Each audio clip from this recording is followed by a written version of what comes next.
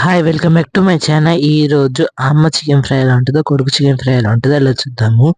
First అయితే అమ్మ అయితే చికెన్ కడుక్కొని దానిలో పసుపు, ఉప్పు, కారం, జింజర్ గార్లిక్ పేస్ట్ వేసుకొని మొత్తం బాగా కలుపుకుంది.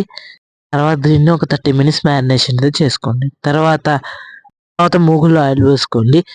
తర్వాత మ్యారినేషన్ బయట తీసుకుని దానిలో కొంచెం కొత్తిమీర, ఎగ్ అయితే కలుపుకొని దాన్ని ఒక్కొక్కటిగా వేసుకొని మంచిగా డీప్ ఫ్రై చేసుకోండి. అవి గోల్డెన్ కలర్ అయితే రావాలి.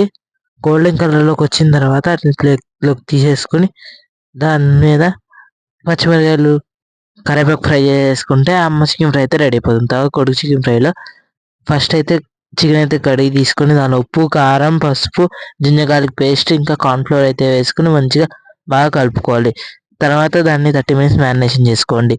తర్వాత ఎగ్ తీసుకుని దాన్ని బీట్ చేసుకుని దానిలో అయితే చికెన్ ముక్కలు వేసి ఇంకా బ్రెడ్ క్రమ్స్లో ముంచి వాటిని అయితే మూగుట్లో వేసుకోండి. మంచిగా డీప్ ఫ్రై చేసుకోండి.